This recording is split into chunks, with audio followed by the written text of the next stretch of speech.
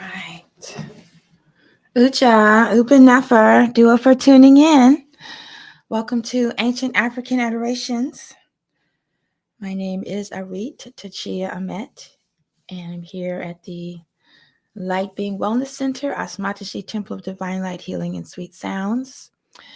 And we have been following the Nitarian calendar of holy days that is published by the Temple of Amun.com. And I've posted the calendar of events so you can keep up with the broadcasts. And today is the day that we honor the Feast of Ra in his boat. And it's been really interesting. Some of these subjects I don't know anything about, and it's been quite an experience coming up with the material for these presentations.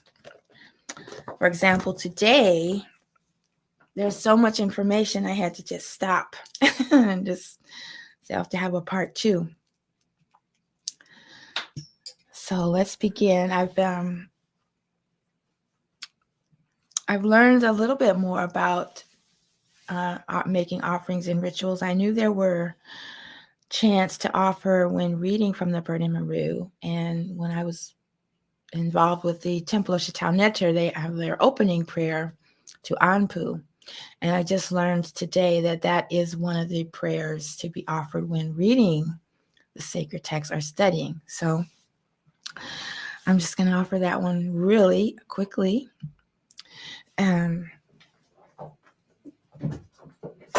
in a music form. It's in the Temple of Chateau prayer book. I'm going to read the translation first and then make the offering. The divine offering. Offering is given to the Supreme Divinity and to Anpu, preparer of the traveler, and Wepwat, opener of the ways, Lord of the sacred land. The spoken offering is 1,000 beef, complete maleness, and 1,000 geese, complete femaleness. This causes the divine to make one true of speech and enlightened being. And when you study with Sebai Ma, you will learn that when offerings are made of the beef, that's offering of our male aspects, and that is our materialism and our attachment to sexuality, sensuality, and pleasure. So we make an offering of those. And then the geese representing the femaleness, that represents our mental state, like multitasking. Your thoughts are just flying all over the place like a flock of geese.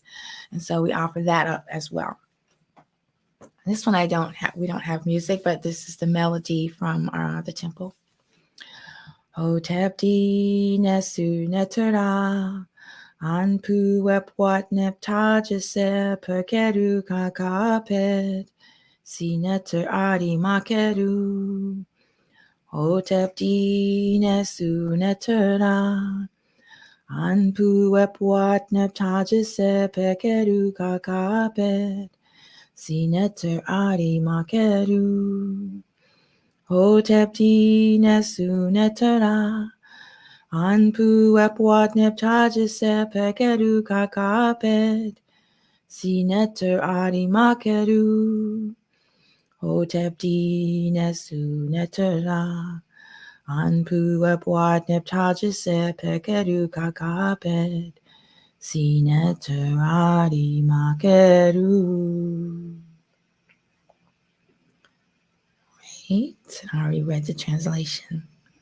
So for those of you that are inclined to follow along, I have started the tradition of preparing a blog post with my notes so you can follow along. And you'll find those at tachia.com, Feast of Ra in his boat. And yeah, so. All right, so the next offering for Anpu. Oh, Anpu, opener of the ways. Oh, Anpu, opener of the ways. Remove obstacles to my success in my spiritual practice. Oh, Anpu, open the ways. Oh, Anpu, open the ways. Lead souls through the narrow pathways to know the difference between real and unreal. Oh, Anpu, open the ways. Oh, Anpu, open the ways. May Anpu make my ties firm so that I can stand upon them. Oh, Anpu, open the ways. Oh, Anpu, open the ways. I washed myself in the waters where Anpu washed himself, where he was the officer of embalmer and bandager. Oh, Anpu, open the ways. Oh, Anpu, open the ways. My lips are the lips of Anpu. My lips are the lips of Anpu. My lips are the lips of Anpu. My lips are the lips of Anpu. My lips are the lips of Anpu. Tap.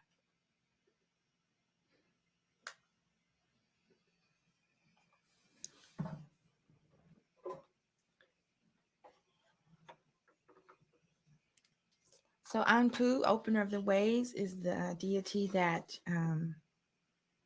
what is going on with this camera? The deity that when your body dies and your soul is moving towards the scale of Ma'at, it's the one that leads us through the narrow pathways.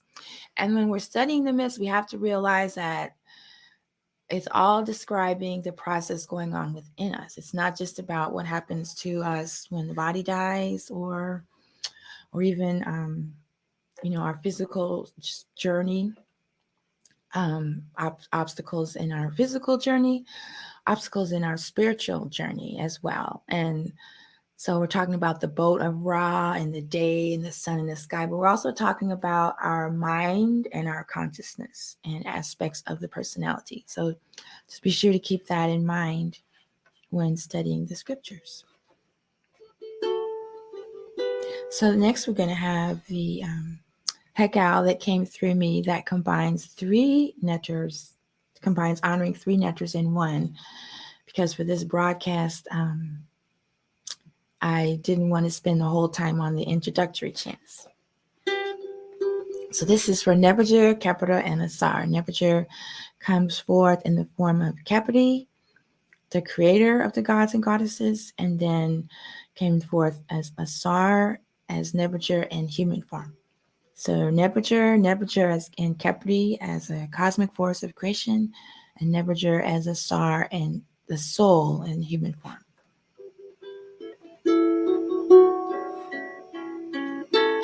Om Nebuchadnezzar, Capra Sorrow.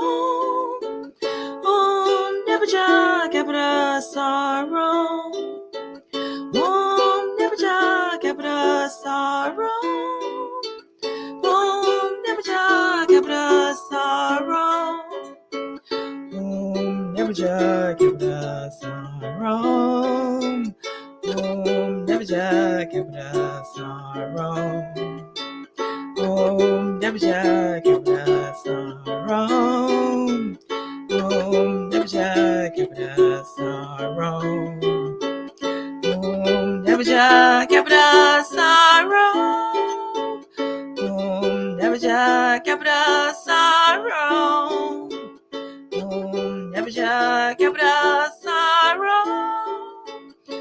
Om Nebuchadnezzar, Capra Sorrow.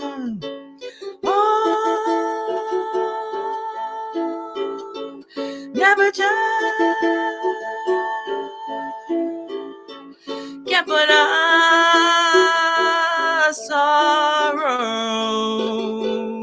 Nebuchadnezzar, Capra Sorrow. Om Nebuchadnezzar, Capra Sorrow. Nebuchadnezzar, Capra Sorrow. do up for the hearts, do up for sending the love. I guess that means you can hear me all right.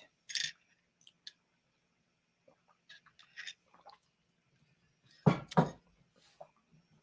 right. The next offering is one that we are instructed to recite before reading the sacred teachings. And you can find it in many places. I'm using the version here in the Temple of Chateau Network prayer book. And I read the translations first. I know sometimes it's good to read them after, but I like to know what is being sung while I'm listening. Adorations to Ra when he rises in horizon eastern. Homage to Ra coming forth as Khepera, Khepera, creator of the gods and goddesses. Rising thee, shining thee, lighting up thy mother, rising as Lord, king of the gods and goddesses. Your mother Nut does an act of worship to you with both arms. Manu, the western horizon, receives thee in peace, and Ma'at embraces thee at the double season perennially. And this is from the opening prayer A from the ancient Kemetic book of Coming Forth by Day, also known as the Book of the Dead. This is one of my favorite melodies. It is a blend of the version I learned from Seba Ma and Ua Bratem.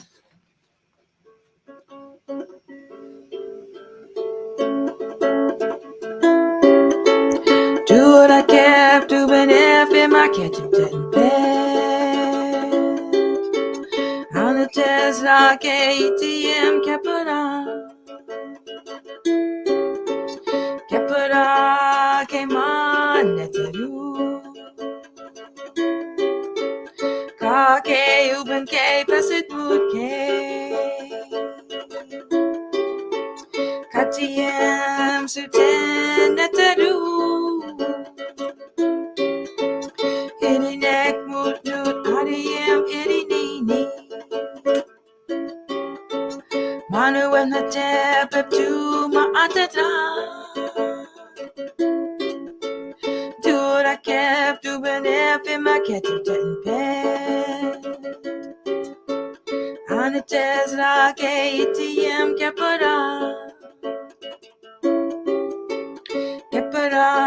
came on neteru Kage uben ke pesit mutke Katiem suten neteru Iri nek mut nut adiem iri nini Manu em hete pep tu ma atatra Do what I kept doing if in my kitchen didn't bed On the test like ATM capara Capara came on neteru Kage uben ke pesit mutke Katiem suten neteru Iri nek mut nut adiem iri nini Manu em hete pep tu ma atata Hatep Do what I kept. And he rises in horizon eastern.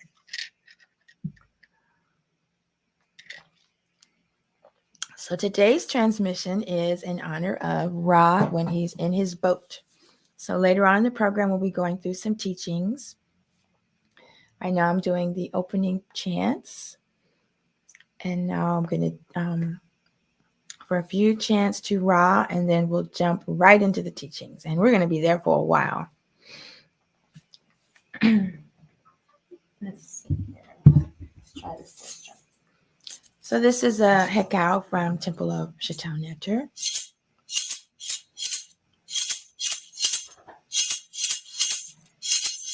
Duara, duara, duara, kepara. Duara, duara, duara, kepara. Duara, duara, duara, Kepara. Duara, duara, duara, Kepara. Duara, duara, duara, Kepara. Duara, duara, duara, Kepara. Duara, duara, duara, Kepara. Duara, duara, duara, Kepara. Adorations to Ra, adorations to Ra, adorations to Ra when he rises in the form of the Creator. Uja, Dua Patrick, San Patrick in the house. Ooh, there's more people here today. It doesn't say anyone's here, but I'm glad to see someone is here on YouTube. If you want to follow along, I'm going to type in the link. I've started posting my notes as a blog post, and then you can find it. Where is it? Okay, here we go. So you just go to tachia.com. I'm going to type it in.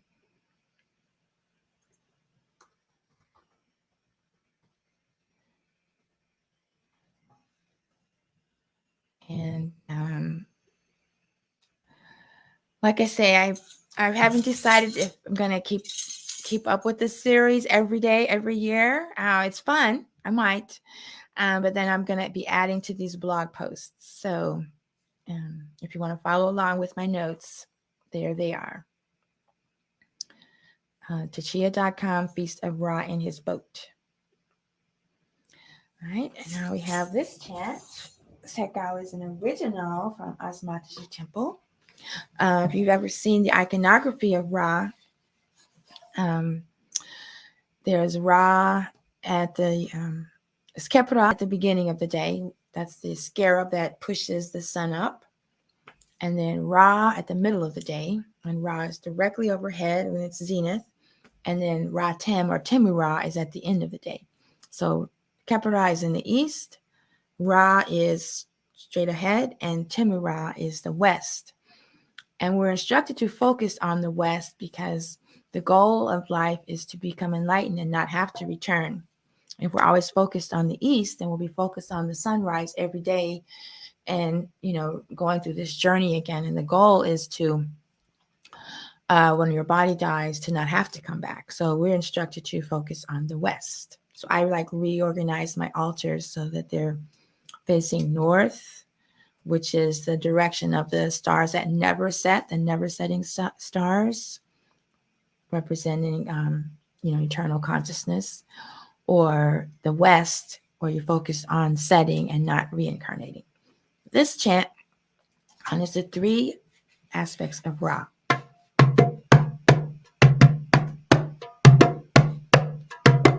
Dua Kepara, Dua Ra, Dua Ra Tem.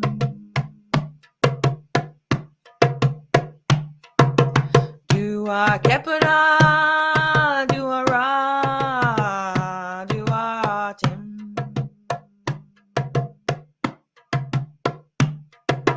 Dua Kepara, Dua Ra, Dua Ra Tem.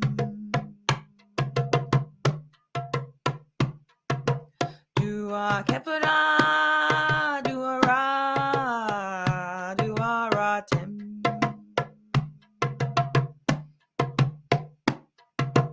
Dua Kepara, Dua Ra, Dua Temura.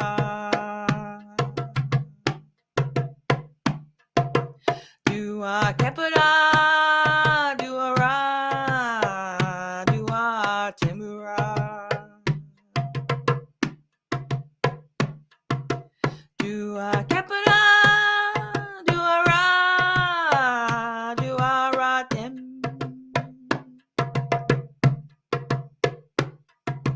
Dua Kepara, Dua Ra,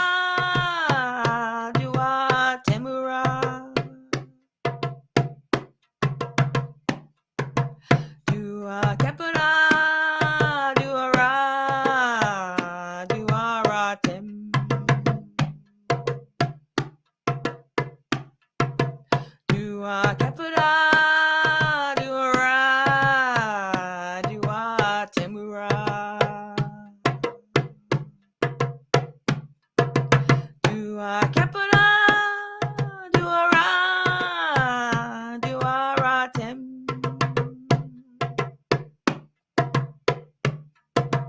Dua Kepara, Dua Ra, Dua Temura. Right. Yes, I don't know if you've seen the image that Seba Ma, he put together the three images in one. Is so you have Ra in his boat rising, and then Ra in his boat overhead, and then Ra in his boat to the west. And then if you've seen images of Nut and Geb, sometimes it'll show the three boats because Ra travels in his boat across the sky, and Nut swallows him at the end of the day and gives birth to him at the beginning of the day. There's lots of versions of the myth surrounding the boat of Ra. Way more than I anticipated. I'll have another sip.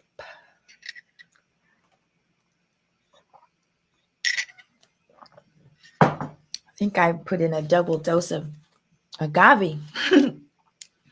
All right. Here is an offering for Ra in his boat.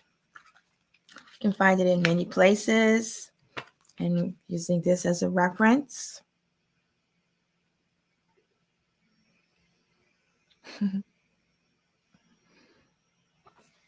And this is from Adorations to Ra when he rises in eastern horizon of heaven, from the hymn to Ra number 1 in the Pert of Heru. And we are instructed to put our name in the space below. So if I say Asar and then there's a pause, then you insert your name. I'm going to recite my name. Behold, Asar Arit, bringing divine offerings of all the gods and goddesses. Asar Arit speaks thus. Homage to thee who comes in the form of Kepri, Kepri, the creator of the gods and goddesses. You rise and shine, illuminating your mother, goddess Nut, the sky crowned as king of the gods and goddesses. Your mother Nut worships you with her 2 arms. The western horizon receives you in peace, and Ma'at embraces you at the double season. Give Asar Arit, glorious spirit being and spiritual strength through righteous speaking.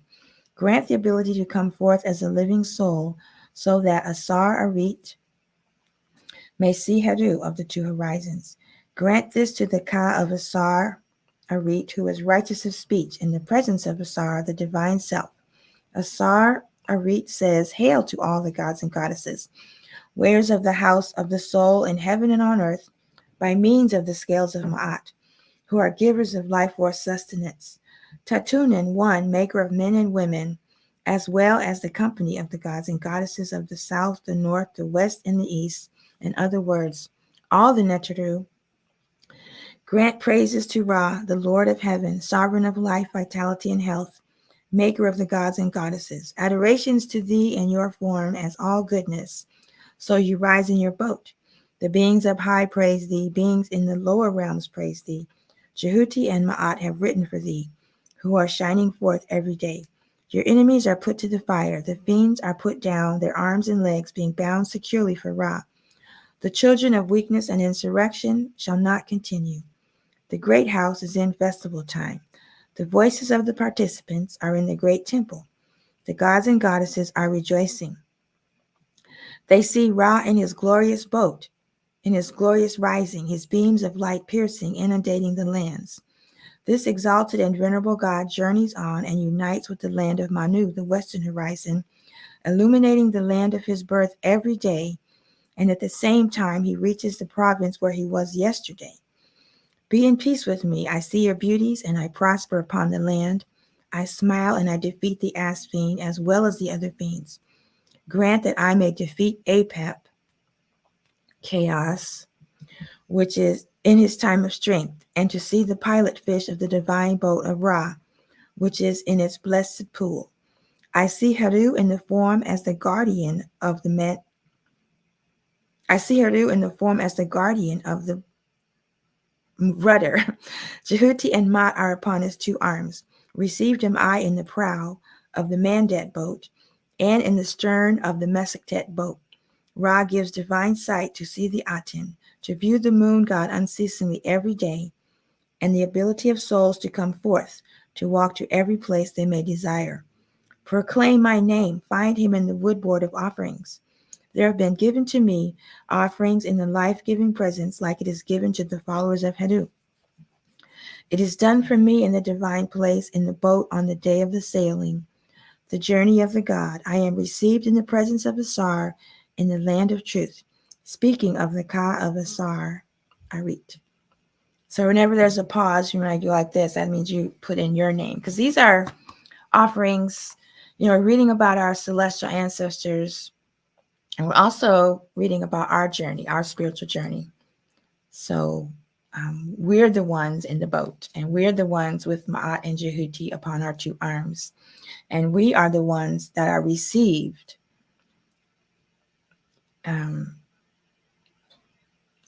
We're the ones receiving guidance from the boat, from the fish, the fish guides, Ant and Abed.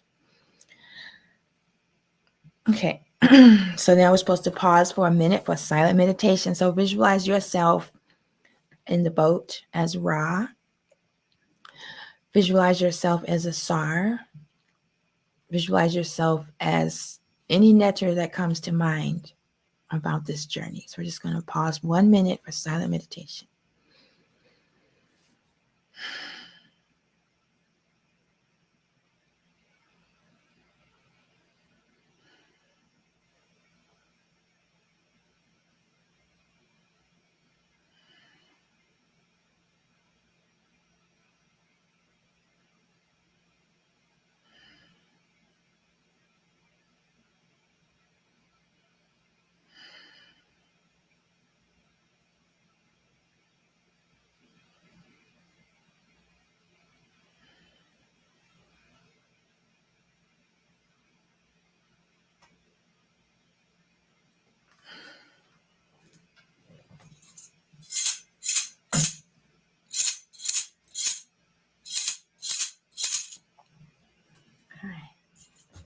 And now we're going to dive into the wisdom teachings.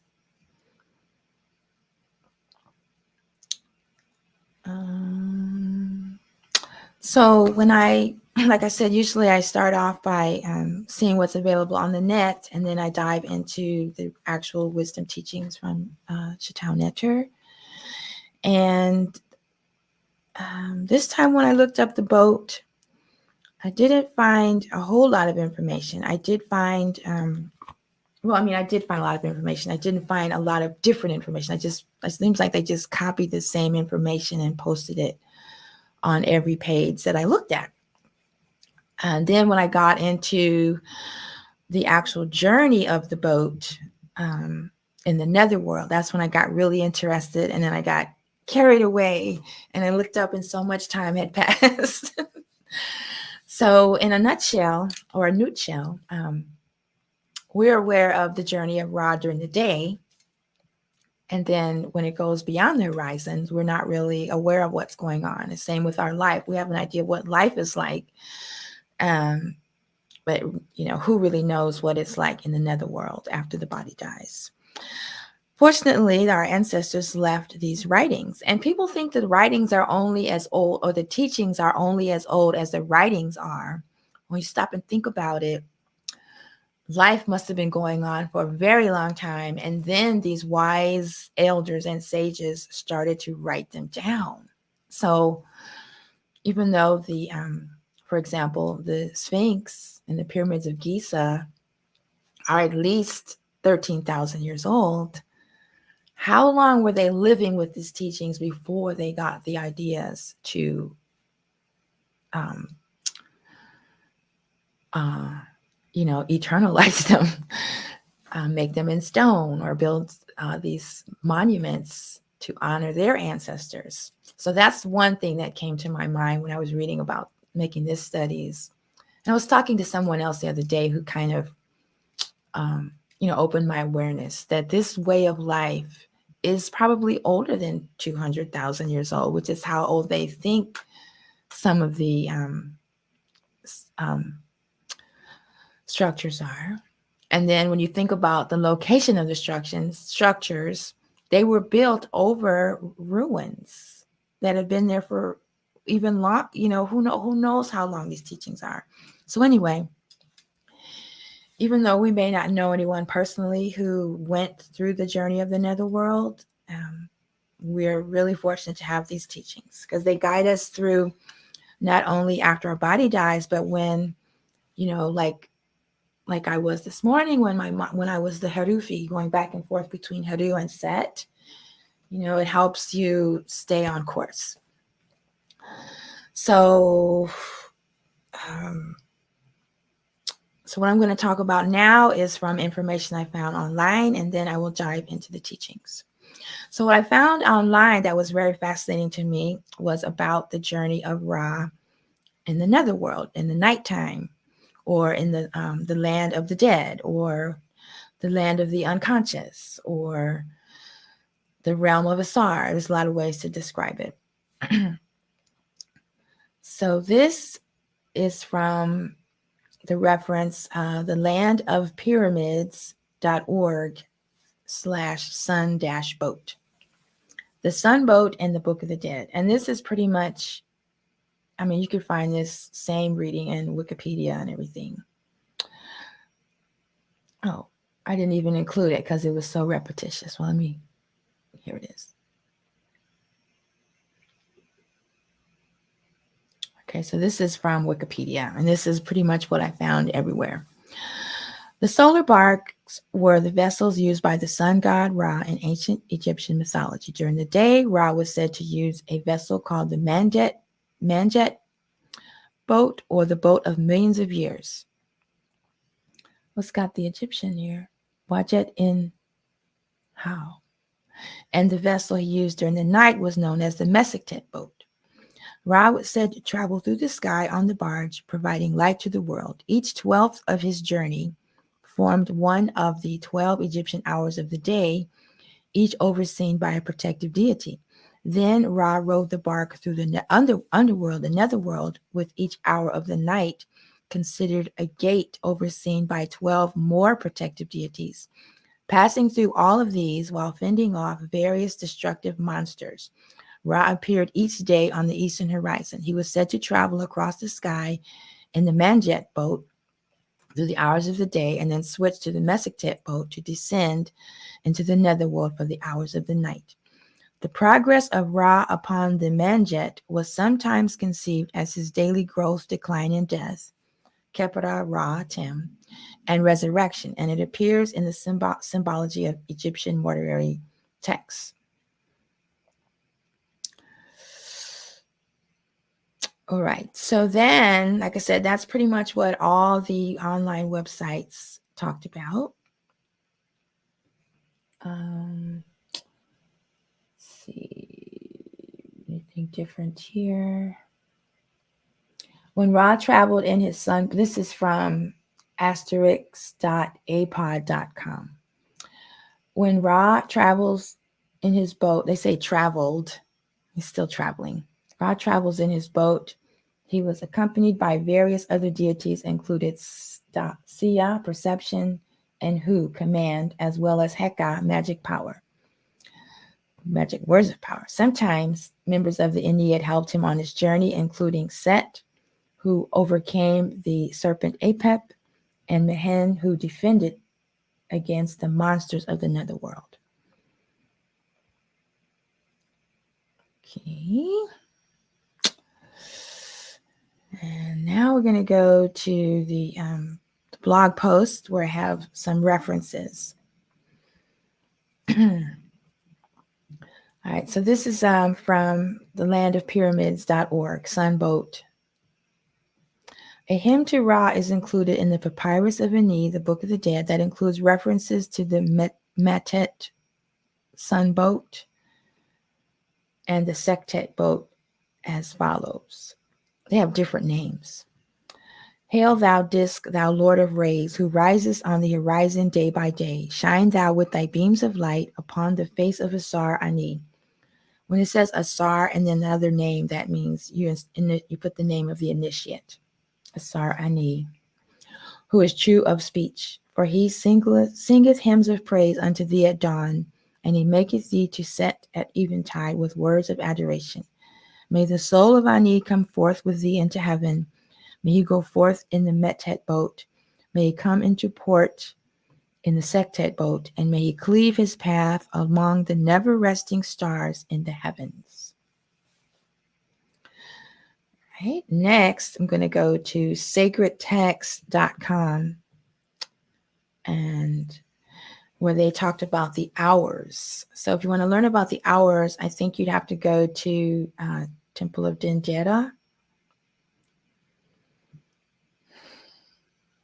And that's going to be my next adventure, is to go study these different hours of the day. It's interesting because we're coming into the time of the equinox when it's supposed to be equal day and equal night. And then the solstices, the days are longer or shorter. So it's interesting about these 12 hours. This is the first time I've actually studied them. At the entrance of every country of the Duat is a gate. Tall are the walls and narrow is the passage. None may pass by him save those only to whom his name is known. So you've got to know the name of every gate before you can get through. In the evening, Ra descends in majesty to the western horizon of heaven, to the portals of the Duat, at the gap of Abydos.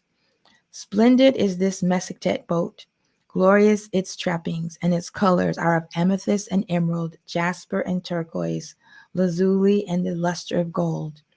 To me, that sounds like they're describing the sunrise and the sunset. Well, I guess the sunset. At the gap of Abydos waltz a company of gods to prepare the boat for the journey through the Duat, the land of the night and of thick darkness. Stripped is the boat of its splendor. Bare and without glory is it when it passes through the portals of the Duat, and in it is the body of Ra, lifeless and dead. Okay, so here I have a few notes from each one of the hours, and then I'm going to offer the hours. So the first hour, the water course of Ra, and this cabin is the boat. In this cabin of the boat is Ra, dead and lifeless. So this is right at sunset. Ra is exhausted, and we're laying in bed.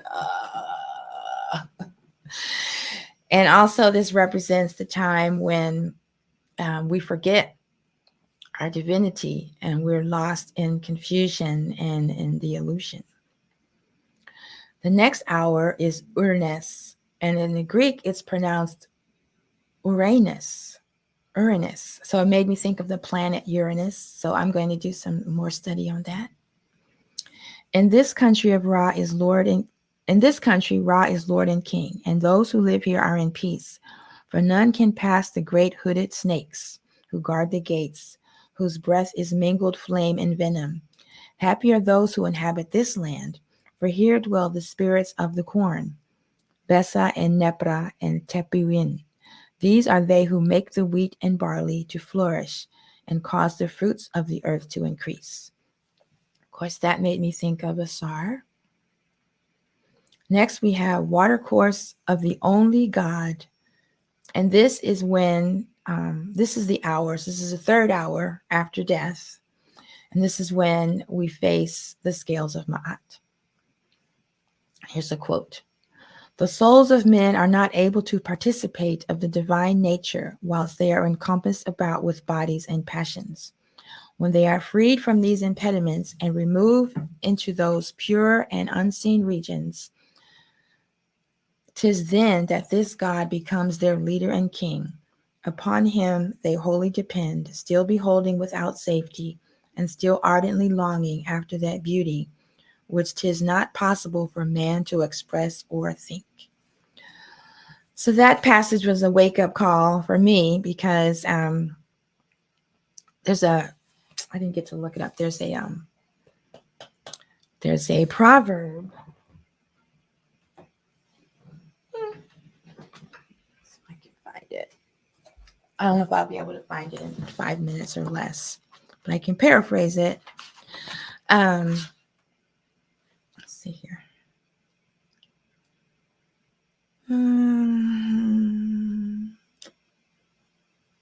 I don't know if I'll find it right away.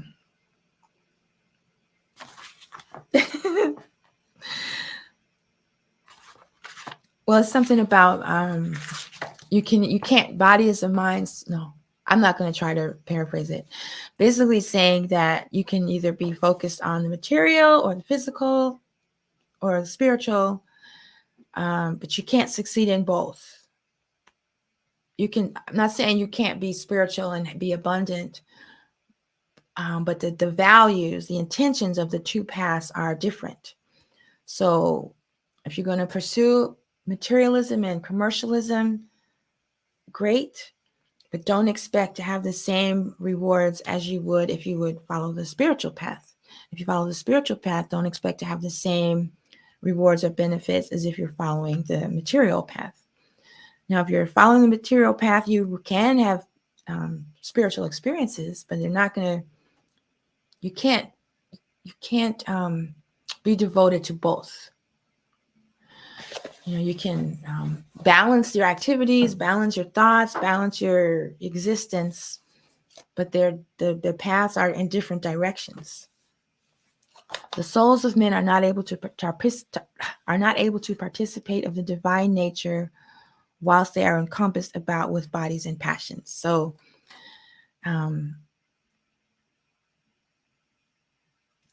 if you're on the spiritual path, you can't be attached to materialism and greed and wealth, because then it'll take you in that direction. And if you're on the path of materialism and commercialism, you have to focus on those details. And if your mind or your actions drift towards the spiritual direction, then you'll be headed in that direction.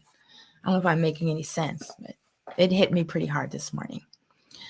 It's not saying that you won't become abundant while you're on the spiritual path. It's just you have to make your focus the spiritual path, and then abundance will come to you. Or if you make your focus the commercial path, make that your path, and your spirituality will be awakened and will come to you.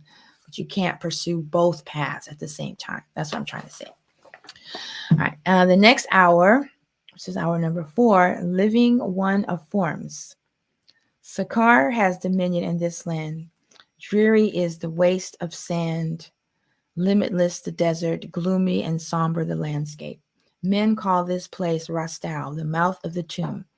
Even in this gloomy desert, Asar has dominion, Lord of Rastau, he is called. Now the boat of Ra can no longer float upon the water, but is changed into a great and mighty serpent with glittering scales. At the prow is a serpent's head with eyes watchful and fierce. At the stern is a serpent's head with poison fangs prepared.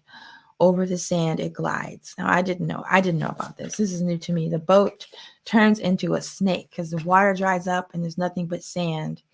And the boat turns into a snake ready to defend everything that's going to be coming at us. And remember, this is also the journey of our mind. Like when we fall into delusion or ignorance, this is our journey out. The next hour of the Netherlands, the hidden, this is the 5th hour. Hidden is the name of the 5th country of the Duat. And in this dark and gloomy region dwells Sakar, the Lord and King, God of those who are buried. Savage and fierce as a hawk is Sakar, and terrible is the punishment he metes out to those who rebel against him. Hard by his dwelling is a lake where the water boils and bubbles with heat as water boils in a pot. Into the boiling lake are cast the rebels, and they cry to Ra for help, but Ra lies cold and lifeless, waiting for the coming of Kepra, and their cries are unheeded while the boat passes on its way. So the rebels and the captives, the prisoners, these also referring to our negative thoughts and our egoism. When people look at the iconography, they just see wars and prisoners, and they accuse the Kemetic people of being vicious, violent killers. And they're only getting one aspect of the myth. Remember, there's 3 levels, and they leave out the metaphysical transformation. And in those instances, we are stabbing our negativity, our egoism, our fetters of Set. And those are the rebels, those are the enemies. Okay, so at this point, our negativity is crying out to Ra, but Ra is still cold and lifeless, waiting for the new day, waiting for the new thoughts, waiting for higher vibrations. Like I said, there was so much information on this subject. I did not schedule enough time. So there's definitely going to be part 2 on this one. Slowly goes the boat of Ra, passing through the Duat, through regions of thick darkness, terror, and dismay, to the place where the abominable Apep lies in wait for the coming of Ra. Abyss of Waters is the name of the 6th country of the Duat. The river rises out of the sand again, and the boat floats upon its water, and those who are in it rejoice, for the hours of night are passing away. Here also lives the great coiled serpent with 5 heads, and within his coils lies Khepra, god of resurrection. On his head he places the scarab, beneath his feet is the sign of flesh. Thus does he send life into the dead, and thus will he revivify Ra. For this is the farthest point of the Duat, and beyond the gate lies the way to the sunrise. I don't know about you, but I can visualize this in my mind, and it reminds me of, don't take it the wrong way, of like a video game. Or when I was really young, I got to go to Disneyland, and you ride in those carts and you go into a whole nother realm, and they have all these things coming at you, and then you go and through the tunnel, and it just really describes the journey so well. And this is the English version. I can't wait till I find the Medu Neter version. And it just reminds me of the processes going on in my mind when I'm, having a difficult, challenging time, and coming out of it, the breakthrough. The Secret Cavern is the name of the 7th country of the Duat. Full of danger and peril is it, for the abominable Apep dwells in this land. As a great and monstrous serpent does he appear, and with wide open mouth he swallows the waters of the river, so that the boat may be wrecked, and that Ra may perish. Then would the earth belong to the powers of darkness, and evil and wickedness would overcome the gods. But in the prow of the boat stands Aset, the great enchantress, whose magic none can withstand. Aset, the greatest of the goddesses, she who can raise the dead, and to whom all mankind pay love and reverence. With arms outstretched, she recites the words of power, calling aloud across the dark river. On a sandbank in the midst of the river lies the abominable Apep. Then Selk and her Desuf leap from the boat of Ra and bind him with cords, and with sharp knives they pierce his flesh, hoping to destroy him. Can you just see that? I can. But Apep is immortal, and every night will he await and attack the boat of Ra. Yet Selk and Herdesuf hold him fast while the boat continues on its way past the great sandbanks, where he writhes and twists and struggles to get free. But the cords are strong and the knives are sharp, and his efforts are in vain. So every day, every day, we are, well, I guess they say every night, but even during the day, we're fighting back Apep, fighting back negativity, chaos. And it helps me to visualize this. Like this morning while I was preparing, and last night while I was doing the research, I could just see this happening to myself, my own mental or spiritual journey, defeating negativity and, calling on that spiritual strength. Sarcophagus of the Gods is the name of the 8th country of the Duat, for here dwell the the dead gods. Dead and buried are they, embalmed and bandaged, as men embalm and bandage the dead on earth. Softly goes the boat of Ra, passing through the Duat, moving through the darkness to the sunrise and the day.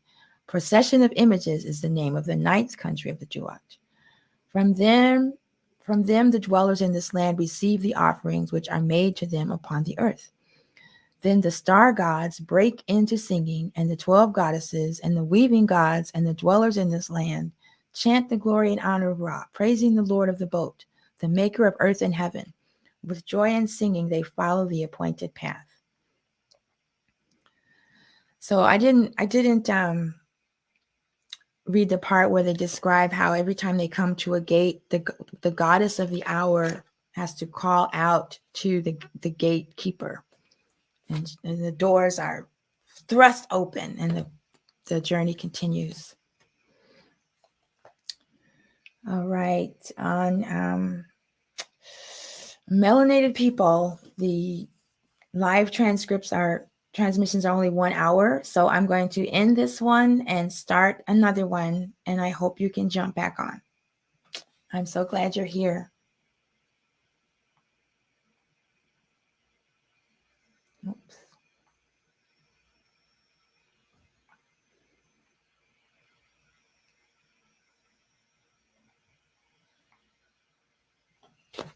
Okay, let's start another one.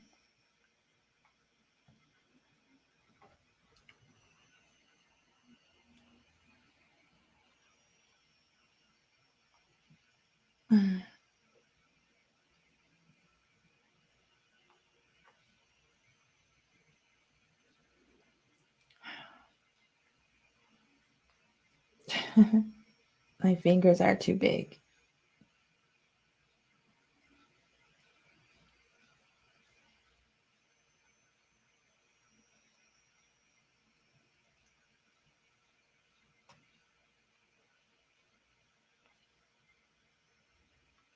Okay. All right. Okay, is it back on? Yeah. Okay. All right, so Abyss of Waters, Lofty of Banks is the name of the 10th country of the Duat, and the ruler is Ra. By the side of the river are 4 goddesses. Upon the darkness they cast beams of light, making bright the way of Ra upon the gloomy river. Before the boat of Ra moves the star of morning. The greatest of all the countries of the Duat is this, for in this realm of wonder and mystery, Khepra joins himself to Ra, and Ra himself is created anew. Yet the dead body of Ra remains in the boat, but his soul is united to the soul of Khepra. Mouth of the Cavern is the name of the 11th country of the Duat, and Ra is its ruler. Darkness has fallen, and births shine forth is the name of the 12th country of the Duat. On the prow of the boat is the great scarab of Khepra, ready to make the transformations of Ra, where he reaches the end of the Duat. All right, so that is a brief summary. It was very long, of the journey of Ra in the Netherworld, the 12 hours. Okay, so now I'm going to play my little harp from Edfu.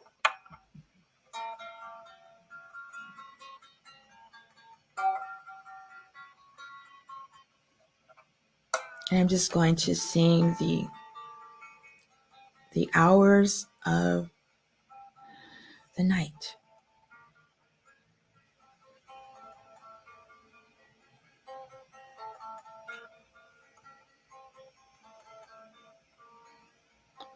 Watercourse of Ra, Uranus.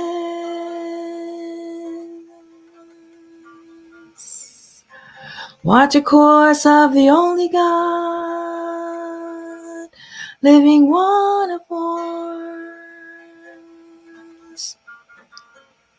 hidden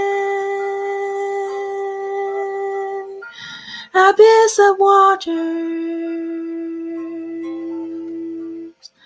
Secret Cavern.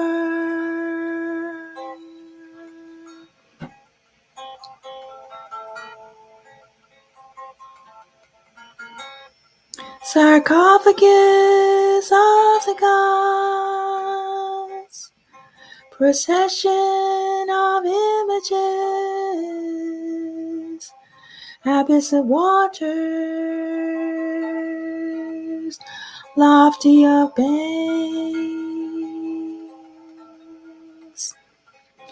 mouth of the cavern, darkness has fallen, and birds shine forth.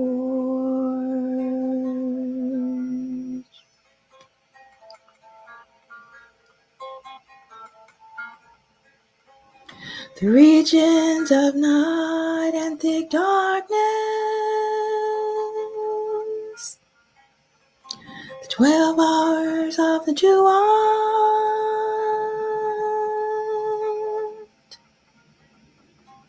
watercourse of Ra, Uranus,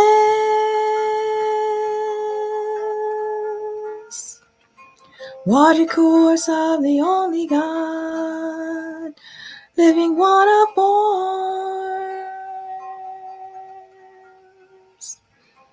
hidden abyss of waters, secret cavern,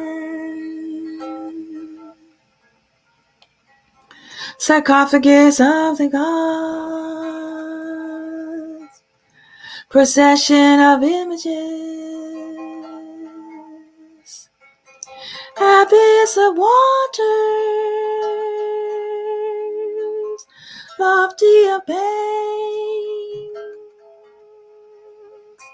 mouth of the cavern, darkness is fallen, and birds shine forth.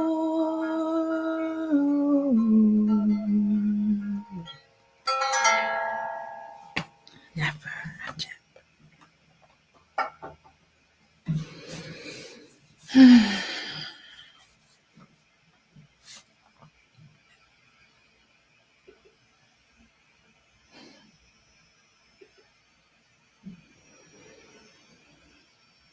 All right, now we're going to move into the teachings of Chateau. These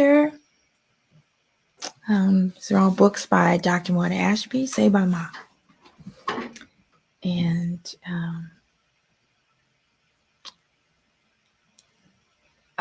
yeah. So let's just do what we can. We've got a few moments here. I'm not going to be able to offer all of them. I'm just going to pick a few. Let's see. Temple of Life, Tree of Life. Start with the Tree of Life. Page 157.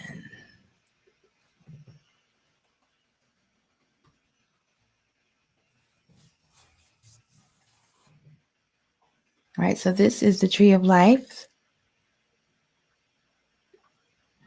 And this section is the Mysteries of Anunian Theurgy.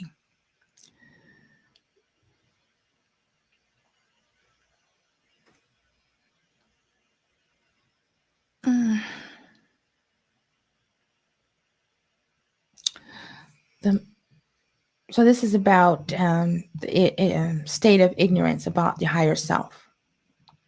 And the journey of Ra is really about our journey back to enlightenment. The mother of Set was Nut, his father was Geb, and in the beginning he was a servant of Ra. His energy was in the service of the Pauti, the company of gods and goddesses. He is known as the Peti-A. Pe means strength, and Peti means double strength. He is the twofold strength in one. Ah means great. And he uses his strength to move the boat of Ra. The boat of Ra moves through the sky as the sun disk, and it shines, and in doing so serves the needs of sustaining life on earth. He pushes the clouds out of the way and the rain. So Set was a great and powerful force for goodness and for sustaining life, but something happened. In the Asarian resurrection myth, we are told that he became jealous of Asar and he murdered Asar, wanted to take his place to assume the throne of Kemet and become the king. And he no longer assisted the boat of Ra. He actually fought against it. He wanted to promote gloom and doom and clouds and rains. This is what Set represents: coldness, opacity, ignorance, jealousy, envy, and the opposite of warmth. So he was jealous of Ra and quit his job protecting the boat and threw creation into a mess. Page 183.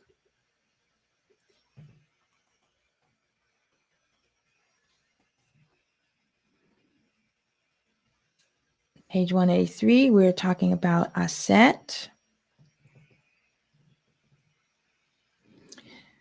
And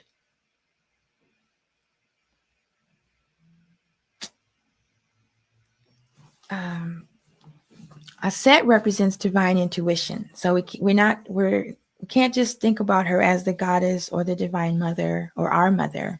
We have to realize that Aset represents our intuition and our ability to we have the ability to heal with our words. We have the ability to bring people back to life. Aset had the ability to poison Ra and force him to reveal his name and essence. This is from page 183. The capacity, and we remember earlier we talked about how every night Aset helps Ra get through the journey at night by standing up and speaking words of power. The capacity of Aset to control and heal Ra underscores her nature as a healing agency. Aset is one of the primary divinities residing over health and healing. In an ancient Kemetic text we read, "O Aset, great of hekau, words of power, heal me, release me from all things bad and evil." That's the papyrus Ebris. Aset's wisdom itself is a healing power which can heal the ultimate malady, human spiritual ignorance. That is what the healing of Heru and Ra by Aset represents. Aset stopped time and space. That is the power of her voice. In the time just after Heru died, and after trying in vain to revive him, Aset cared for nothing of the world, and her attention was directed exclusively to the boat of Ra. She withdrew all awareness of the world and its drama, and she became fixed on the boat and on Ra. When that happened, the boat, whose sailing causes waves on the primeval ocean, causing it to maintain the shapes of creation and the movement of time and objects changing in space, could not continue. Anyone who has the capacity to emote in this way can stop time and space, the waking conscience, and enter into the astral plane.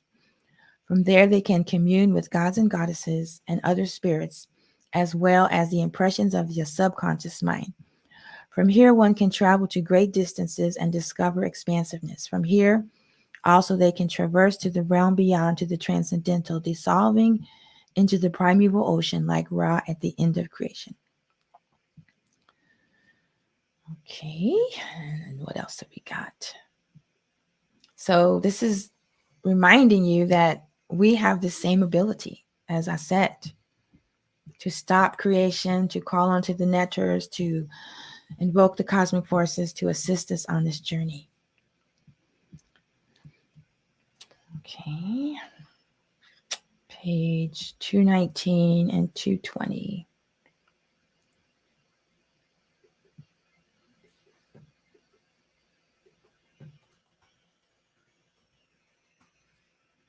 So this passage talks about the outcome of the journey, or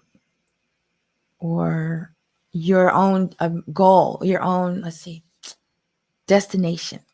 Okay.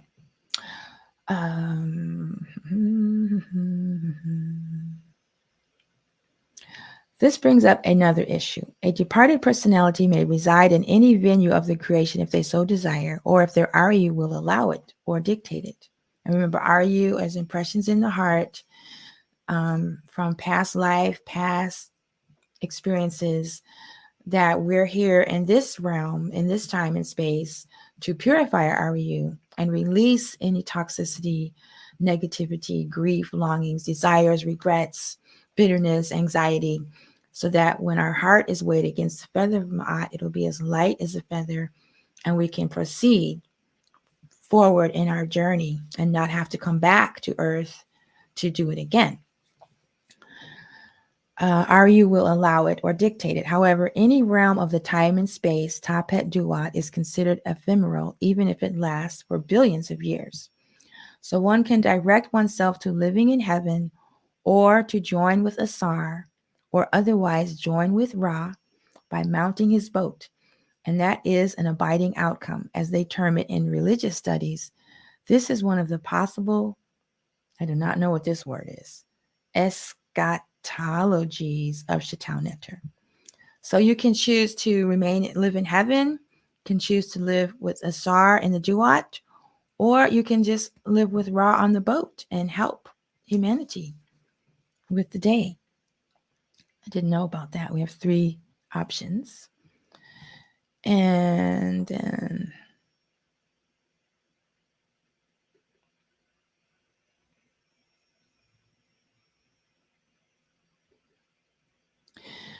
here's another description. There are 3 fates possible for those who are unrighteous. The fate is to suffer hellish conditions, being tortured by gods and goddesses for negative deeds. For the moderately righteous, they can live in the heavenly plane and worship and serve Asar or Ra until they are purified enough and then experience higher consciousness. For those who are purified, lucid, virtuous, wise, etc., the fate is to go directly to sit in the throne of Asar or mount the boat of Ra, which is the same as saying to become one with them. So you can choose to live in hellish conditions. You can choose to live in heaven and just worship and serve Asar and Ra, or you can go directly to sit in the throne or mount the boat of Ra yourself, which is to say become one with them.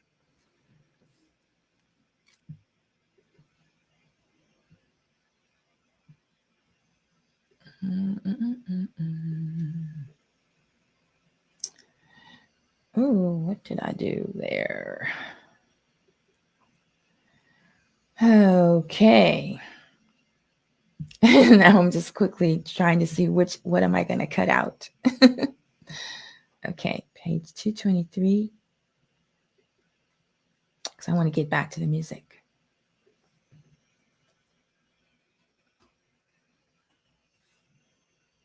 Two 23.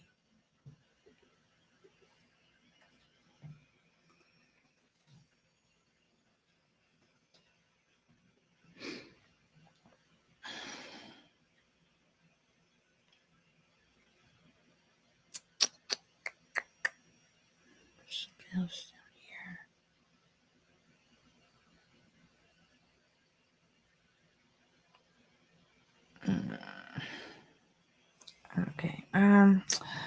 The birth of the morning is actually a death to the night, just as a person's dream personality dissolves in order to give way to the daytime personality. Likewise, the daytime personality gives way at night. When a human being dies, it is merely an expression of being born into another plane. For sleep is a form of death that human beings experience every day. The death at the end of physical life is simply the same process, but without coming back the next morning to the same body as before. Instead, at the death of the physical body, they remain in the Ka body, and from there they may move on in one of the different bodies, Ba, soul, Ak, spirit, Sahu, glorious body, in accordance with the RU and level of spiritual evolution, or, of course, they may dissolve into the divine self in the Yanrutep realm. So the ancestors left very specific instructions for us to follow, and we determine our destiny. It's not some God in the sky determining what happens to us. We determine what happens to us in every moment by our thoughts and actions. Okay.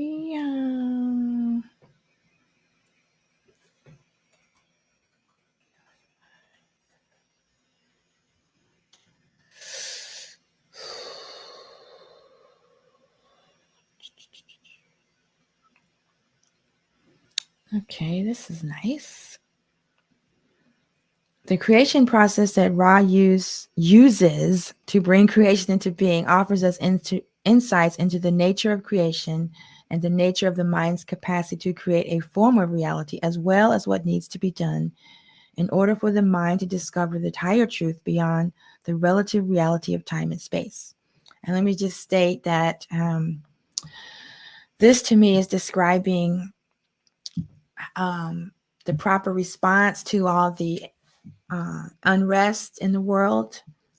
If we just can continue to go over all the things that are wrong or all the things that are happening, and we fill our mind with that, then that's what we will manifest, we will perpetuate.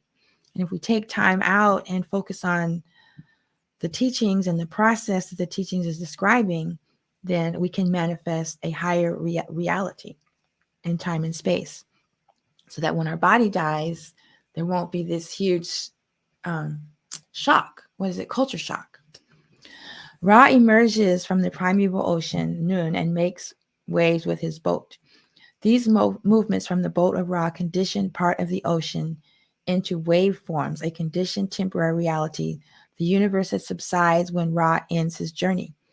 Consider that if you are asleep and having a dream, how would a person in your dream think of you if they could?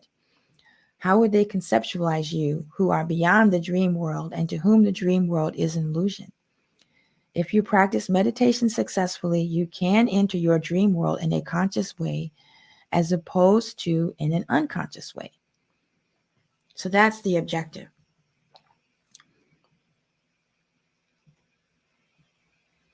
Almost done with this. Page 246.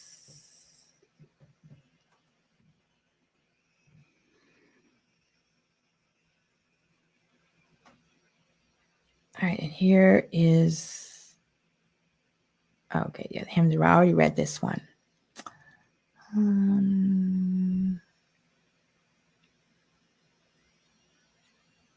read that one earlier. This is the one I'm looking for, 248.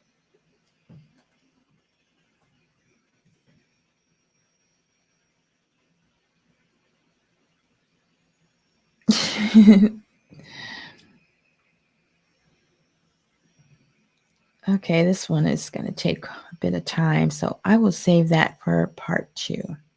There was something.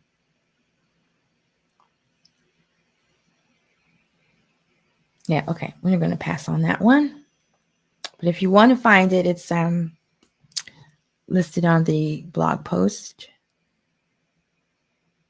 Okay, so we're going to move on to another text. Which one? Okay.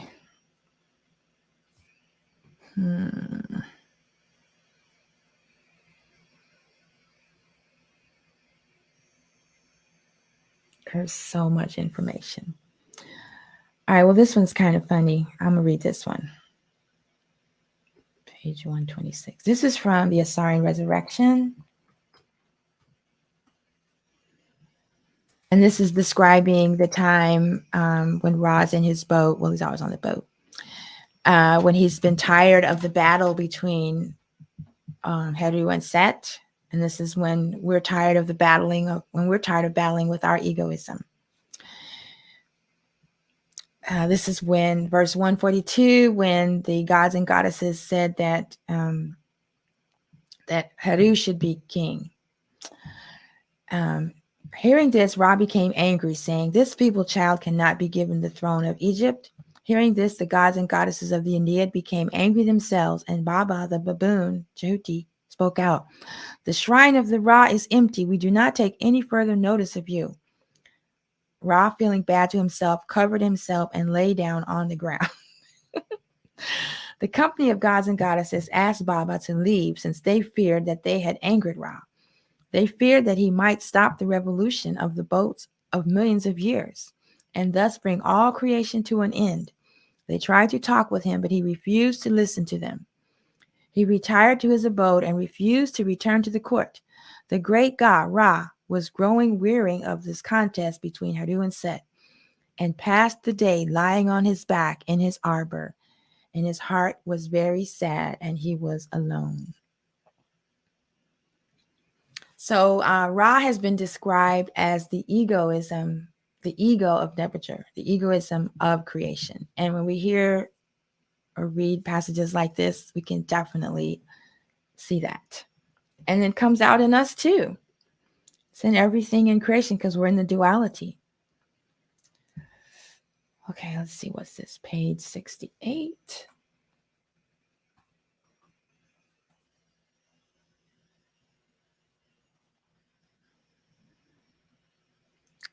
Okay, this is a hymn of praise to Ra when he rises in the eastern part of heaven. And this is from the Purdam Haru. Behold, Asar, Kenah, the merchant, who saith, homage to thee in thy rising, thou Temu, in thy crowns of beauty. You risest, you Ra, O shinest, you shinest. At dawn of day, you are crowned like, let me sing this. It's a hymn, right? Let's sing it.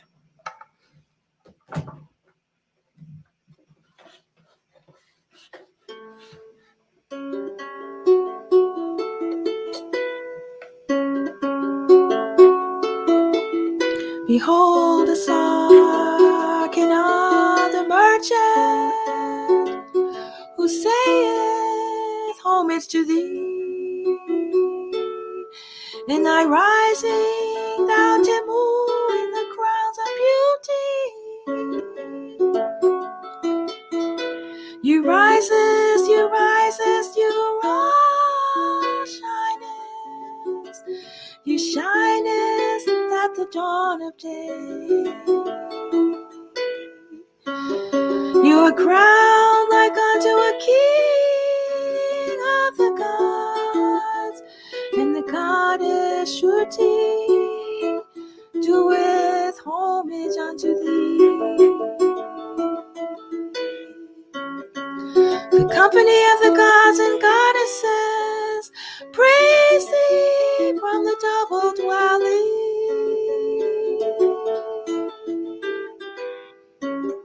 You goest forth over the upper air, and thy heart is filled with gladness.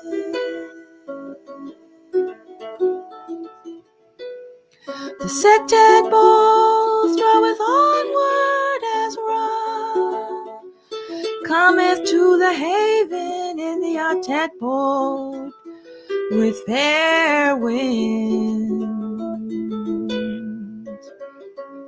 Ra rejoiceth, Ra rejoiceth, thy father is new, thy mother is new, and you are crowned as Ra Harmakis. The sacred bolt advanceth in peace. Thy foe has been cast down, and his head has been cut off. The heart of the Lady of Life rejoiceth in that the enemy of her Lord has been overthrown. The mariners of Ra have content of heart, and Anu rejoiceth.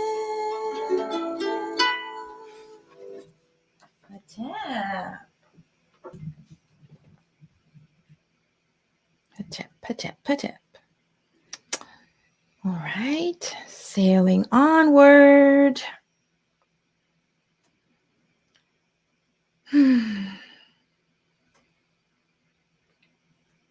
Let's jump over to, just go on and on and on. Page 143.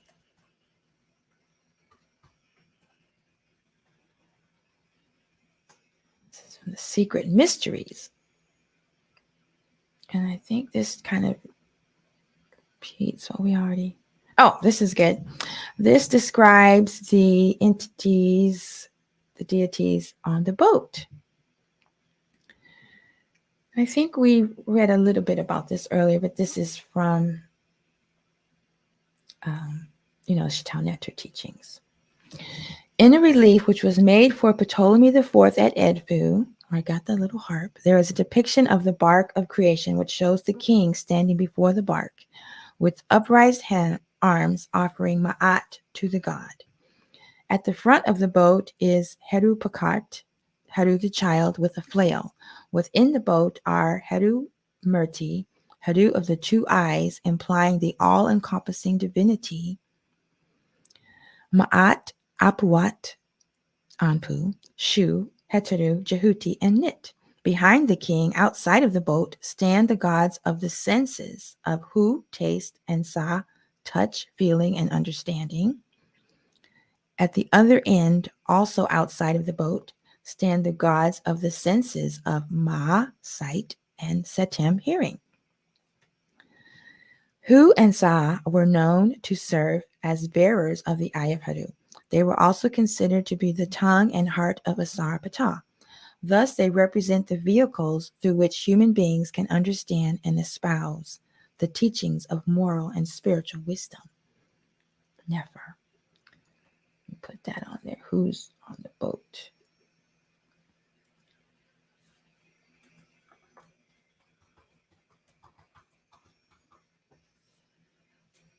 Who is on the boat?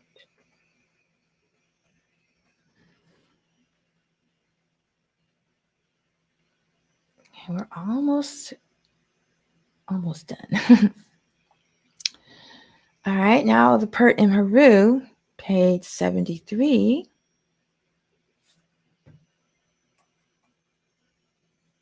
Oh.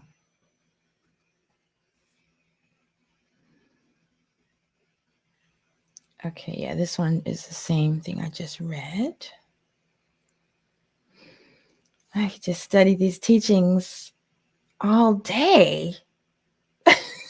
When I was in the class with Seibai Ma and Seibai Ja, I felt like I was addicted to the teachings. I just couldn't stop. It was really hard to take a break from my studies because I would have to say I was addicted to the teachings. And that's a good thing.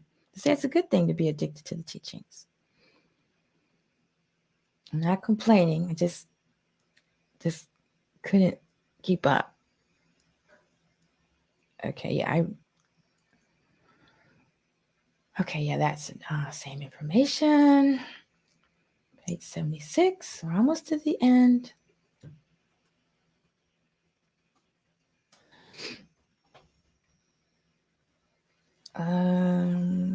As Ra sails in his boat, he establishes Ma'at, order, and sustains creation. The figure below shows Ra in his boat with his daughter Ma'at sitting in the bow, breaking through the waters and thus making the way for him.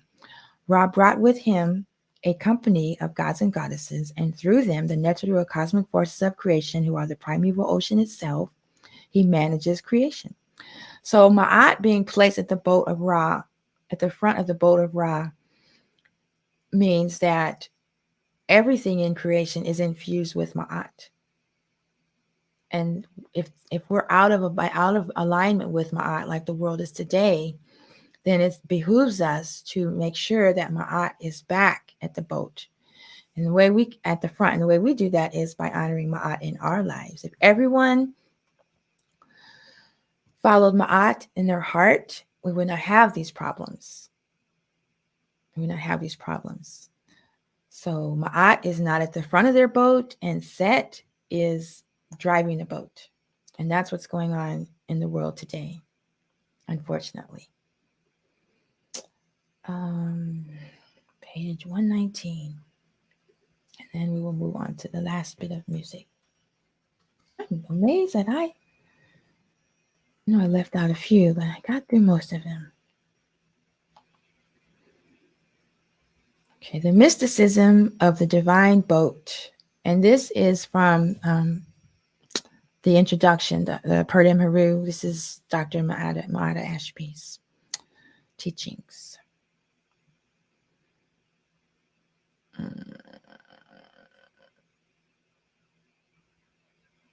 There's a bunch of pictures. I wish I could show them to you.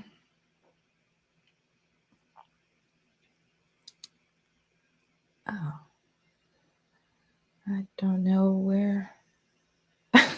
Sorry. 19.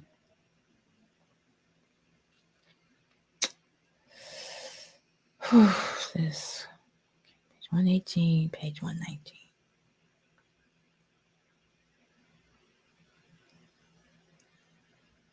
Okay, here we go.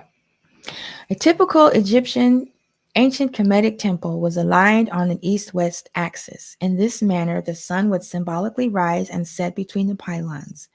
Therefore, the pylons are the Akhet horizon of the temple, the doorways to the netherworld and eternity. The two pylons at the entrance represent the two mountains in between which the sun travels in order to reach Manu, the passage to the netherworld in the west, the abode of the blessed. The Luxor temple and Dendera temple, however, have a north-south axis. So that's just to show us that even the way the temples are set up, it reflects this journey of Ra from the east to the west and also from the north to the south. Because when we're heading towards the north, we're heading towards eternity or the never setting suns. In fact, I've heard Seba Ma say that is really the only journey is to the north, not going back and forth between the east and west. Okay. I think we are ready for, oh my goodness, there's always more. Chapter 1.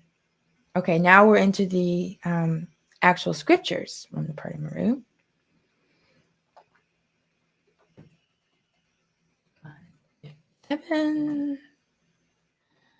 Okay, so chapter 1 of the Purdah Meru is actually the beginning of the words by which a person can move to the light. And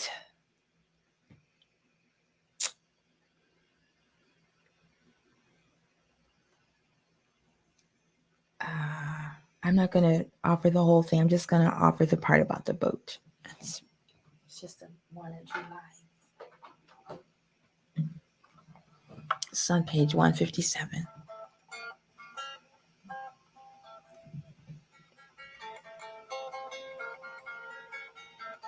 Oh, so the translation, Hail Jehuti, King of eternity in me.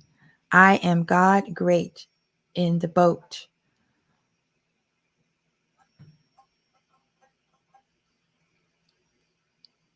Okay, I'll start with verse 3. Words by Asar. Asar, scribe, the initiate. Homage to thee, life force Amentet. Hail Jehuti, King of eternity in me. I am God great in the boat.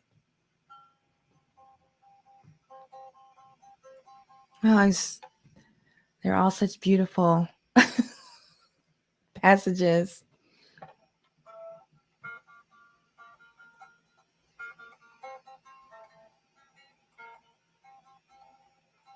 Chichet in Asarani, Asar Shani, in a techer ke commented.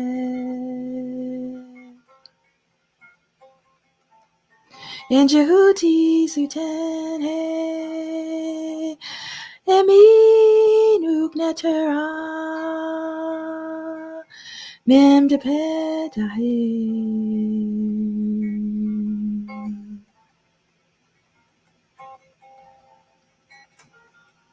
To Jed in Asarani, Asar Seshani, in a Jed hair ke commented, in Jehuti Suten Hemi. Nuk neteranim de pedavim.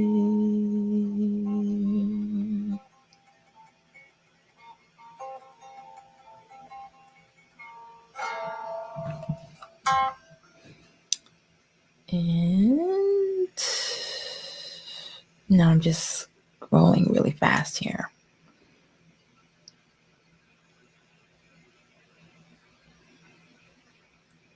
So here's that translation of the chapter. I didn't want to read the whole one. Remember, these words are to assist us on our daily journey. This is the beginning of the words by which a person can come forth into the light, that is, become an enlightened being. They are praises, glorifications, and wisdom teachings for going into the netherworld, that beautiful land Amentet. These words are to be said on the day of burial of the body and its cocooning and the going forth of the soul out into the light, but are also to be known even when one is still alive. In my name of Asar, Arit, I say homage to you, O Asar, divine one, who are the bull, whose power sustains Amentet and all creation. And this is the part I just offered. Behold, Jehuti, you great divinity of reason, the wise king of eternity is within me, and I am that God, the great one, in his boat, Ra, I am. I am one of those burgeoning gods and goddesses who are the magistrates, whose decree makes Asar to be victorious in respect to his enemies on the day when the words are weighed. Hear this, O divine one, I fought for you, when Set and his evil fiends killed you and dismembered you, out of greed and hatred. I am one of those divine beings, the children of Goddess Nut, who destroy the enemies and tie up the demons who try to hurt Asar on that day when the words and deeds are weighed in the balance of Ma'at, the final judgment of how people have lived in accordance with truth and justice. I also support and believe in Haru, your son, who redeemed your name after Set murdered you.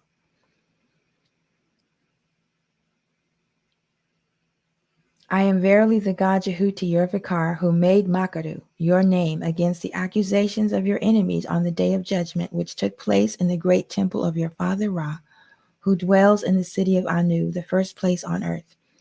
Hear me well, I declare that I am Jedi, one who was established in you, who are my higher self. I am the son of that same supreme self. My mother conceived me in that same divine essence, and she gave birth to me there in all glory. Hatep. So when we're reading these words or hearing these words, okay, yeah, there's a lot more to chapter 1, but that's all I'm going to share today. The words become like, I talked about it in the last session, chords or like wrappings, mummy wrappings that while we're still alive, that envelop us in these prayers and these good intentions and blessings and protection for our journey. That's why I share them. All right, now we're going to move to, did I do 221? Oh, 221. There's always more.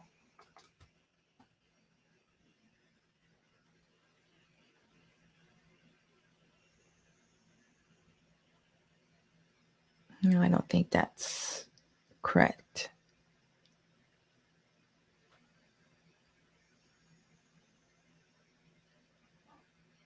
I'm not sure. Okay, yeah, I'm going to do that another time. Okay, so now we're going to move to Ma'at.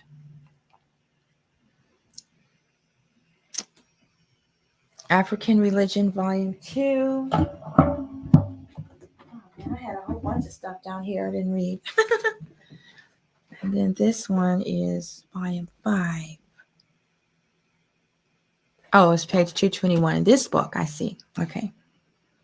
So this is Temple of Amun Ra at Abu Simbel, Volume 5, Perdham Aru.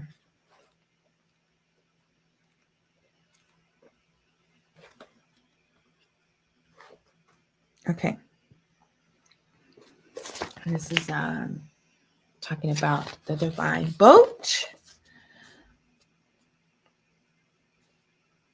So this is describing a room inside the temple where the divine boat was kept. When they had processions and festivals, they would bring the boat out and carry it through the town, through the village, and people would have festivals and celebrations and bring the boat back. And remember, the boat and this journey of Ra represents our mind. It's our journey every day, not just when our body dies and we're in the netherworld, but it's our journey. So this is describing the room where the boat is kept at this temple. The walls of the north and south sides of the sanctuary room contain dual holographic images of a divine boat, and there is a pedestal in the center of the room where an actual ceremonial boat would have been placed, where the two wall images meet at the center of the room on the axis of the temple. Therefore, the two boat images would come together symbolically in the center of the room, where there would be a physical boat. In this context, the holographic conversion concept evokes a boat in the center of the room. Regardless of it, there is a physical one. If there is a physical one, there are not. The virtual boat exists in the conceptualization of the mind, and thus the physical boat exists at the physical level of the mind, which is composed of subtle matter, and that boat is the higher vessel of the soul's spiritual journey. The images on the south wall depict an offering to Amsu, and in the north side to Ra Herakuti. Thus, in coming into creation duality, east to west movement, we may think of the boat that is on the pedestal at the center of the room as becoming two boats, in other words, becoming dual and instituting movement from west to east, creative movement. It means that Amun Ra has become Amun and Ra Herakuti from this point onwards, moving east. The movement of the boat is in duality, the fundamental feature of time and space, relative reality. Likewise, as one enters the sanctuary moving west, as the two images of the boats on the south and north walls converge, holographic convergence on the center on the pedestal, this represents a movement from duality to oneness, a dissolution of creation. Wow. So if you ever get to go to the temples, you take time to look out for these holographic dualities. Say, Mama points out, they're like you're in a room and there'll be identical images on both sides. Maybe there'll be like a small change on one side. Like on this one, they'll be offering a feather. On this side, they'll be offering the minket, the medallion, I guess you'd call it. And when you're in the hologram, then you can visualize the two coming together in one where you're standing. The last offering is from Ma'at Teachings, Egyptian Book of the Dead, Volume 2 by Dr. Wanda Ashby. This book is about Ma'at. And teaching number 4 on page 108. This will be the last one for the day. Okay, not too far off. 108.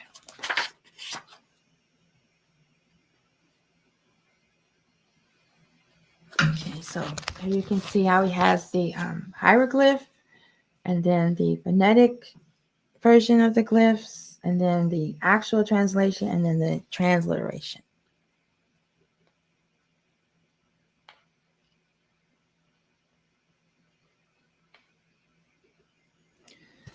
Okay, so I'm going to read the translation. Salutations to this course of Ra, centered and non-dual, established by Ma'at, chapter 15. Salutations to the spiritual aspirant known as Asar Ani, or that would be you insert your name. I'd be Asar Arit. Asar Ani, who is a noble personality and spiritually victorious, existing in non-duality. Praises to you, the personality who shine as you rise over the horizon in the form of Ra, who is at rest, non-dual, in the course of his boat, which has been set by Ma'at, she who is right, order, and truth of existence.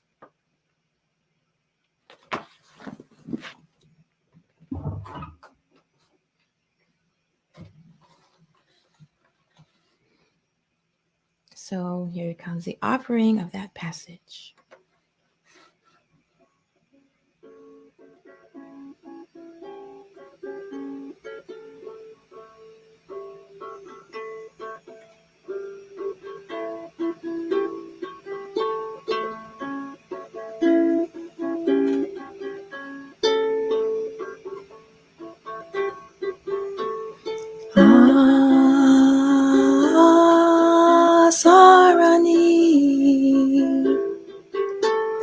Chef's Makeru imitate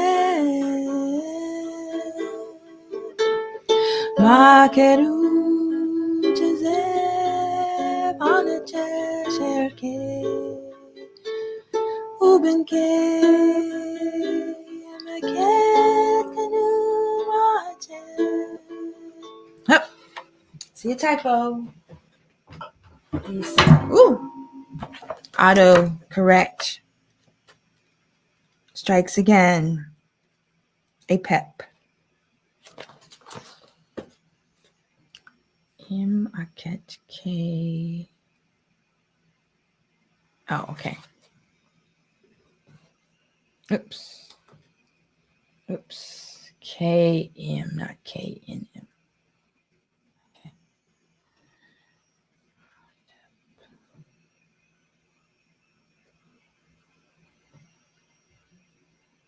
Okay, here we go. Let me start again.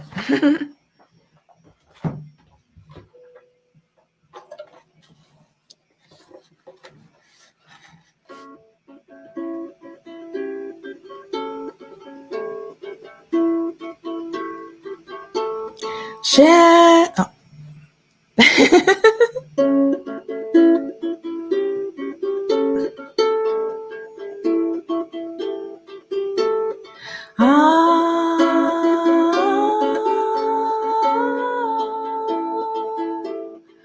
The Sarani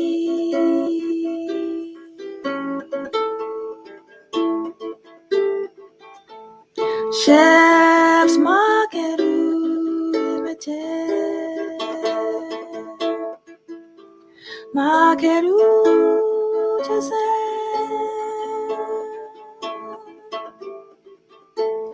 Anate Sherke Ubenke Maketke Imrate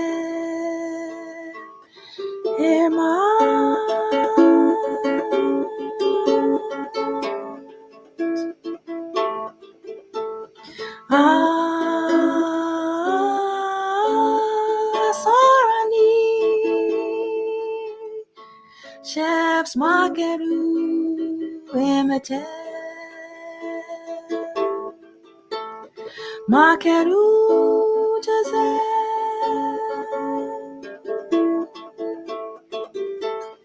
Anate Sherke Ubenke Imaketke Imrate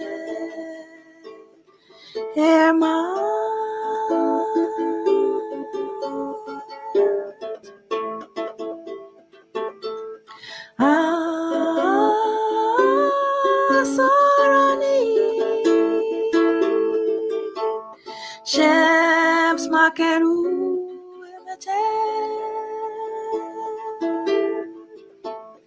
Makeru Joseph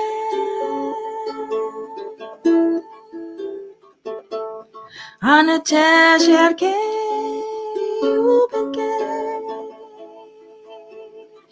Imaketke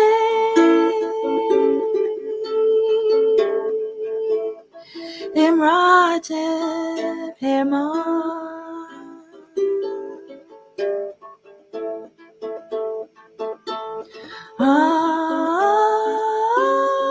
Sarani Chef's Makeru imitate Makeru Joseph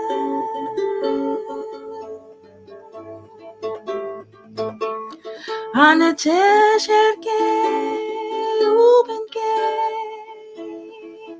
Imaketke Imrate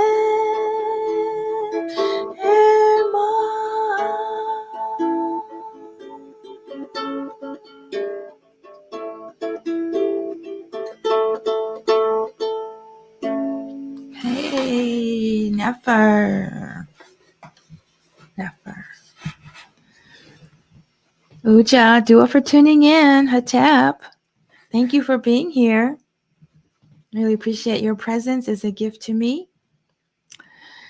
I'm going to have the closing chant, which is it's just a little improv.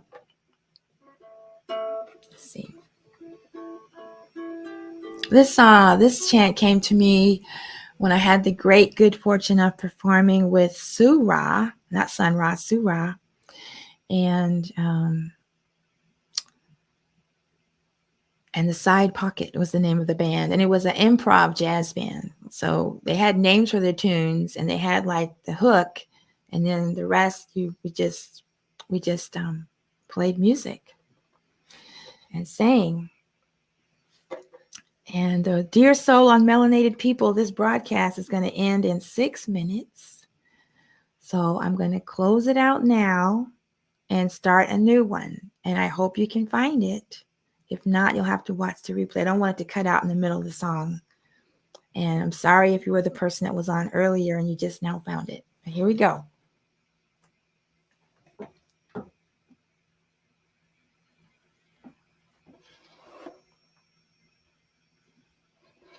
Can't believe it's been that long already.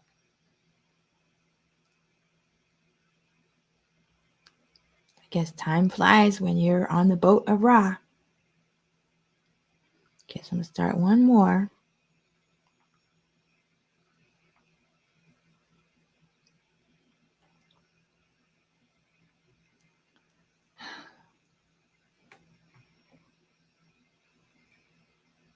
Oops.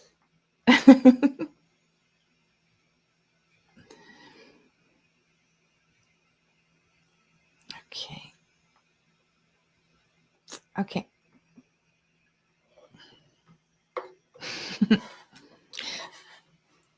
Okay. Any day now. All right. So like I was saying, it's this great improv band, and whenever they would play this one tune, I would start singing this melody that's coming now. And I don't have it played on. I've never played it on the harp. So when I get to the last segment of these programs, and I'm just putting the teachings and the Medu Neter to music, this is the songwriting portion. It's based on the studies of the teachings that we did, and then the melodies just come through. I don't know, like the song that I just offered, it's the first time I've ever sang that melody in that way to those lyrics. This one, I've sung the lyrics before. I already have the melody, but I've never played it on this harp.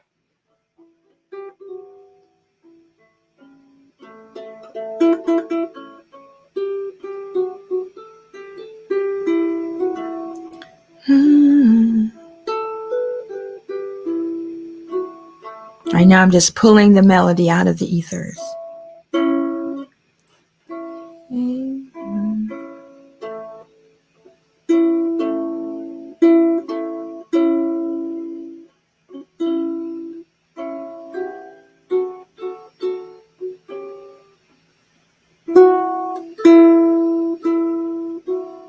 It's not coming. Try this one.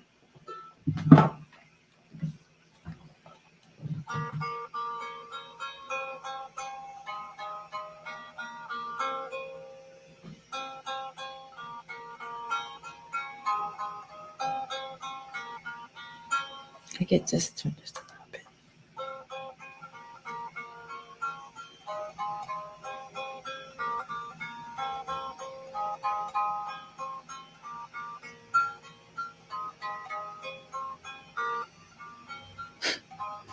Sailing,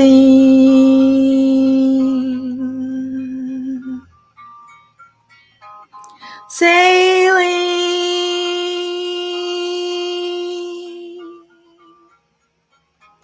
sailing to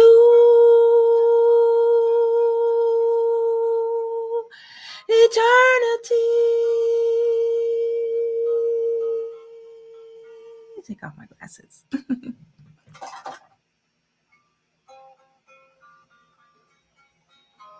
Sailing,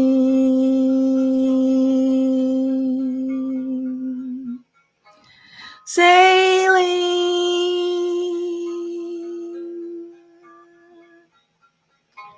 sailing to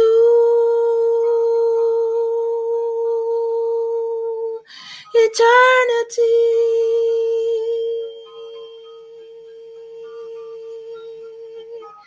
Sailing,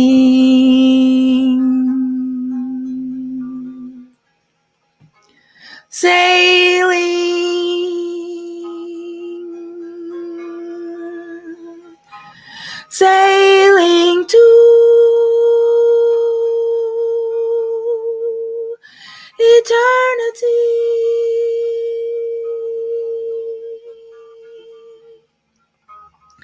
Sailing,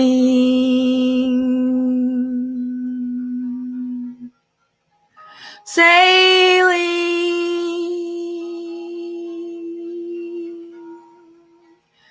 sailing to eternity.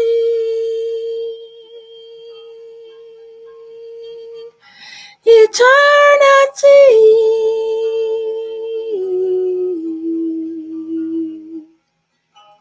Sailing,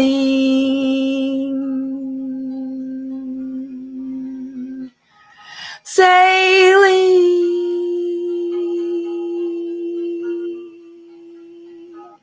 sailing to eternity.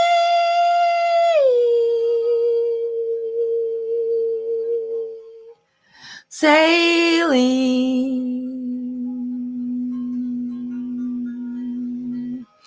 sailing,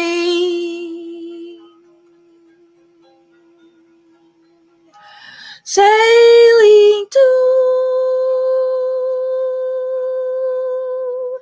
eternity.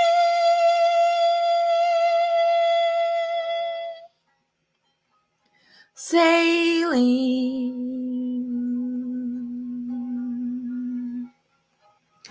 sailing,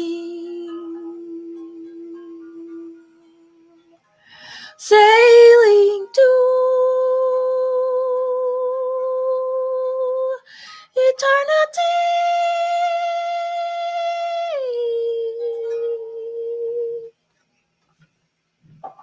All right. A tap. Well, that is the program for today. Duo for tuning in. Those of you who are here with me live and those of you joining in on the replay, leave your comments and suggestions. And you'll find this video on the blog post. I've posted the link to chia.com, Beast of Ra in His Boat. And you'll find the links, the references, and my notes, and some of the lyrics. And following the holy days from this Nigerian calendar put out by Temple of Amun, calendar year 2022, Nigerian year 38,788. In July, we'll move into 38,789. And following the holy days on the calendar here. The next one is tomorrow morning. Will be at 10:30 a.m. Like I said, I'm still trying to find the right time for people to tune in.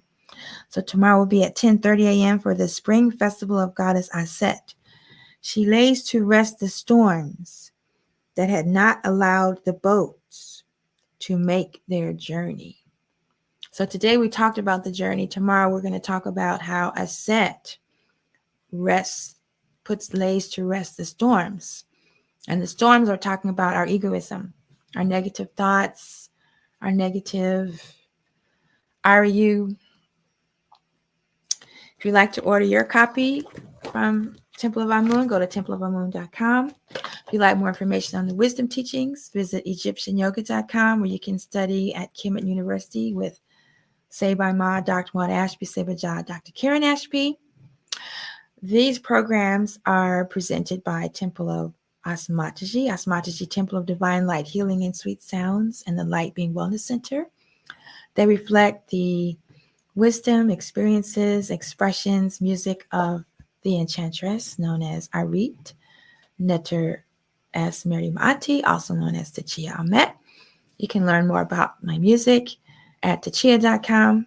You can find my music on your favorite music platforms like Spotify, CD Baby, Pandora, YouTube. I've got some of the tunes that have not been released officially on my Bandcamp channel. I'm working on my next CD, Mystical Musical CD. It should be out in 2022, prayerfully. And I also have presentations for the lunar events, astrological events, because those are also included in this calendar. And you can find those at the Kimatones YouTube channel. And we just had the new moon on March 2nd. The next one will be the first quarter moon. And I don't have the date right in front of me. It'll probably be March 9th or 10th. Then the full moon will be on the 18th. And then we'll have special presentations for the equinox, the 19th, 20th, and 21st. On the 19th will be the Spiral Dance Medicine Wheel. On the 20th will be at Haji Healing Salon. And on the 21st will be the return of live reggae music experience at Joplin Marley Studio, March 21st, 7 to 10 p.m. will be live streamed and live in person. And so that's all for now. You can check the calendar of events. It has been posted on social media platforms and YouTube. Thank you for joining me. And if you want to make a contribution to Osmajishi Temple or these broadcasts, you can do so at Cash App. Oops, no, not that. $.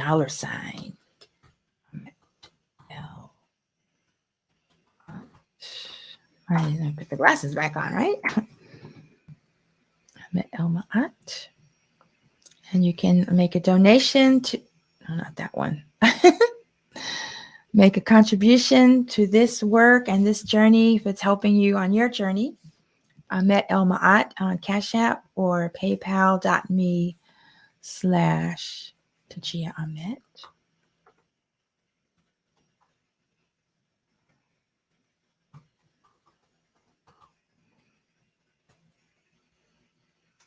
And I would appreciate it if you felt so inclined to do so. All right, so I'll see you here tomorrow morning at 10:30 a.m. Central Time. Hekau.